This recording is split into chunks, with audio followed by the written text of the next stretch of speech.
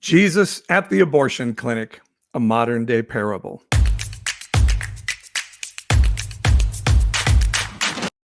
While the rocks and condemnation had been flying all day at the abortion clinic, the protesters were on hand. And since the Republicans had taken over all the levers of control of power in the country, they had loosened the laws so that protesters could go right up to the clinic door. And protesting had become more than just throwing condemnations at pregnant women going into the building or workers going in. Now it had become the throwing of rotten fruit and vegetables as well. There was a young man there that day. He was ready to do his work for the Lord. He had brought the smelliest fruit he could find from his farm. His goal was to let any young pregnant woman walking into the building know that God was not pleased with her choice on that day. He would show her how much Christians love babies. A car pulled up and the young man ready to throw, but it wasn't a pregnant woman getting out of the car.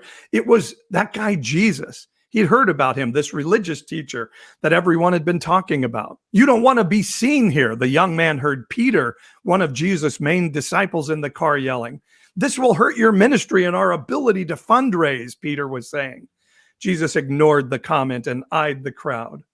Jesus, we're so honored you joined us, said one of the older veterans of the anti-abortion movement. We want you to see the work we do in your name and the way we handle these baby killers.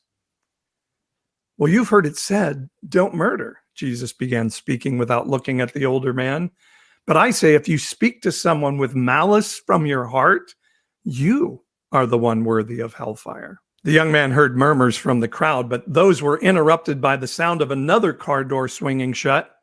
A young woman stood there looking terrified. She turned and looked at the young man who had dropped her off, but he had already sped away in the car. Get ready, everyone, the young man heard the older guy shout. Harlot, an older woman in the crowd screamed. Don't kill your baby just because of your sin. The young man was about to cut loose with a shout of his own when Jesus' palms went up to quiet. Let the person who hasn't sinned be the first to throw a piece of fruit. The crowd grew silent, and surely there was no sin, the young man thought, that was worse than abortion. Let us all consider our own manner of injustice, Jesus yelled over his shoulder. The young man recognized the quote was from Romans 1. People carrying my name are full of all kinds of evil, hypocrisy, greed. They cheat on their taxes. They have malice in demanding withholding of government services so their taxes don't get raised. They are full of jealousy, particularly against younger generations. They are fighting. They're spreading malicious misinformation online. They are gossips. They slander good people, and they hate God while claiming to follow him. My people are rude. They're proud braggers. They're evil condemners and even disobedient to their parents. Let each of you consider now your own sin. With that, Jesus turned and jogged toward the young woman. He wrapped her in his jean jacket and protected her under his arm. Jesus, do you know the type of woman you're protecting? The young man heard the older woman ask. Jesus didn't answer the question. Instead said, 1 Corinthians 6 says, my people are thieves. Jesus responded, waving a finger at the crowd, that you're all greedy and drunkards and revilers and swindlers, none of whom will inherit the kingdom of God. As Jesus led the young woman up the sidewalk through the group, the young man heard the older guy speak up again. Jesus, you're with us. We prophesy in your name. Jesus stopped in his tracks and looked at the older man. I never knew you. Suddenly, a piece of fruit came flying in and hit Jesus' jacket where he was protecting the young woman. You don't know us, the older man responded. We're fighting to save babies in your name. If you knew the Bible, Jesus said, you would know how much I wish you would fight for this woman.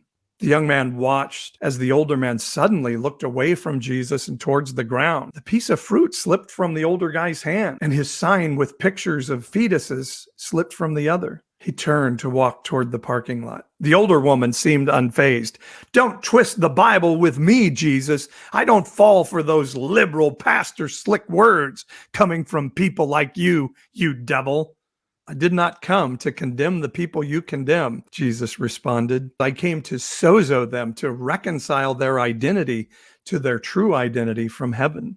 The young man was stunned to see a few more of the older people drop their fruit and begin to walk toward their cars. Jesus moved forward with the young woman, but then stopped at the clinic porch and spoke, staring towards the older woman. You know, it's written in 1 Timothy 1, said Jesus, that the gospel of instruction is love, and that love is to come from a pure heart, a good conscience, and a sincere faith. You've missed the goal because you've been distracted with talk that doesn't mean anything. As he continued then to move toward the door, the young man saw the elderly woman drop several pieces of fruit from her hands and even pulled some rotting vegetables from her coat pocket and deposit them on the ground. Nearly 2/3 of the protesters had now dispersed. "My people are ungodly," Jesus shouted. "They're not spiritual. They destroy people with their mouths. They're sexually confused, but project their sexual issues onto others. They are racist, liars, individuals who believe big lies and receive those lies without thinking, and they like it. And they won't even consider sound teaching that tells them of the love of heaven rather than your rules from your book."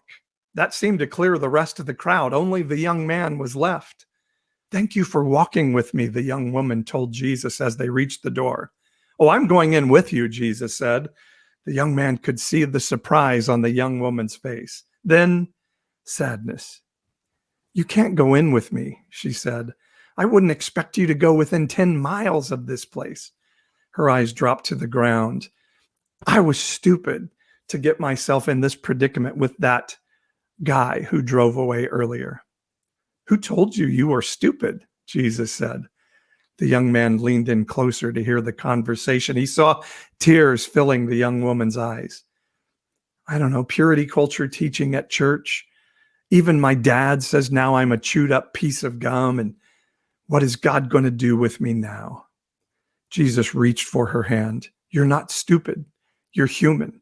And heaven loves human, not in spite of our flaws and mistakes, but because of them." "But aren't I just selfish?" she added. "Aren't I making a selfish choice to end my pregnancy? How could these Christians claim to believe in an omnipotent, omniscient, omnipresent, big, good God?" Jesus shouted to the air, basically, and nobody else. "And then believe that the spirit of heaven is too small to be with everyone in every human situation." After the exclamation, Jesus smiled at the young woman with gentle eyes. "God isn't mad at you, and neither am I." Just then, Peter caught up with them, having parked the car. He was breathless. "Jesus, you can't go in there." He tugged on Jesus' jacket. "She's right. You shouldn't be within 10 miles of this place." "Get your hands off me, Satan," Jesus said to Peter. "You don't know the spirit you are of."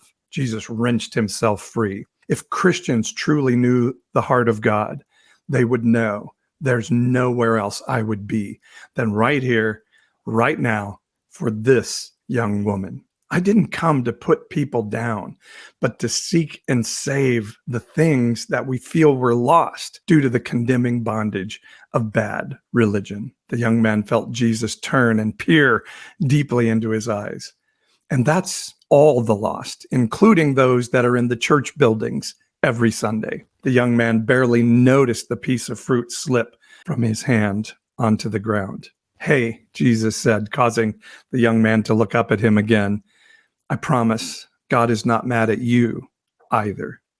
The young man could only stare as Jesus walked the young woman through the door into the clinic. Now, this may be a hard teaching, but let those hear who have ears to hear and see who have eyes to see.